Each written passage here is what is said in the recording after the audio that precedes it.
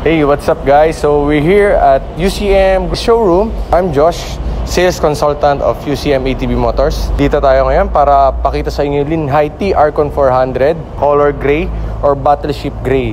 So ano nga ba tong Linhai TR-Con 400? So si Linhai TR-Con 400 sa UTV 4x4 shop drive, independent suspension na may differential lock. Tingnan natin later, ikutan natin para makita nyo po yung buong unit. So tara, check natin to. So guys, as you can see here, yung gulong po natin sa harap is size 25, 812. And then sa likod naman po is size 25, 1012. Ito po yung sa likod. Yan, mas makapal po yung likod. Mas malapad. Yan po. Pares po silang size 12, alloy rims. Siguradong matibay yan guys pag nagte-trail po kayo or ginagamit siya sa farm.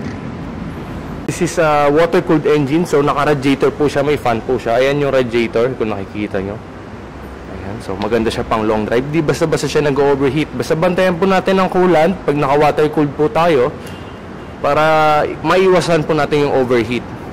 Sa winch naman, 3,000 pounds. Yan po yung winch capacity nga. So pag nabalahaw, pag di kaya ng 4x4 differential lock, pwede kayong gumamit ng winch. Sa loob naman niya po, kasya po dyan 3. Pero nire-recommend na namin is 2. Ayan. So pag tinaas ito, pwedeng 3. Ayan. Then, itong gitna kasi is a cup holder. And then, ito pwede lalagyan ng cellphone. So, elbow rest. Pwede siyang elbow rest talaga. And then, dito naman may glove compartment tayo. Ayan. Diyan yung manual. Cup holder. And then, sa gitna, ayan, may lalagyanan din tayo yung kagandahan dyan. Automatic to guys, ha.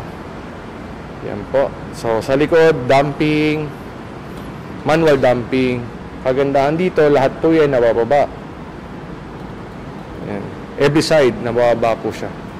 So guys, sa gas tank naman niya or sa fuel tank niya, 26 liters siya, unleaded gasoline. EFI to guys. So kaganda niya sa EFI, yun nga po, hindi po siya kailangan i-start everyday unlike sa mga carb type na kailangan po natin i-start everyday. Ito pala yung ilaw niya, puti siya. Ayan, may LED strips dito. Hindi na nakikita. Yung ilaw niya, liwanag guys. Pag gabi, maganda to gamitin. Patayin natin para makita yun. Ayan. So ayan, may LED siya sa harap, daylight driving, kaya ganda. Dito naman, dito nakalagay yung battery tsaka yung mga relay. Ito yung engine nya guys. Ayan. Yung air filter, yung gasoline nandun. Ayan po. So ang dito, pag mag-change oil po kayo, kailangan nyo po ng oil filter. Tayo dito. Ayan. Ito dumping. Yun, no? Independent suspension to guys.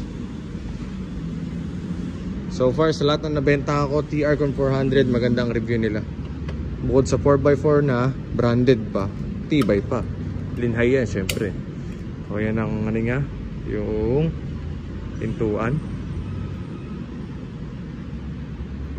So, mostly ginagamit siya for utility, for farm, service, sa probinsya. Yun lang naman po. Kung gusto nyo na medyo matipid na 4x4 na UTV na quality at maasahan, dito ko na sa Linhai TR-Con 400. Guys, ito naman yung sa steering nya. Dito yung busina. Then nandito yung mga controls, yung ilaw, rear diff lock, hazard, then sa winch. Sa gear niya naman po, merong high, neutral, low, and reverse. So ginagamit ang low gear pag pataas. Nandito naman yung sa ano nga, yung sa 4x4. Yan, 4x4 diff lock. Yan po. Then ito, signal light, handbrake. Buksan natin. Ayan. Ayan po. Make sure lagi naka-neutral guys para hindi aandar agad pag-start nyo. Kasi mamaya nakaapak yung tao sa slinger, hindi na namamalayan, tapos biglang umandar.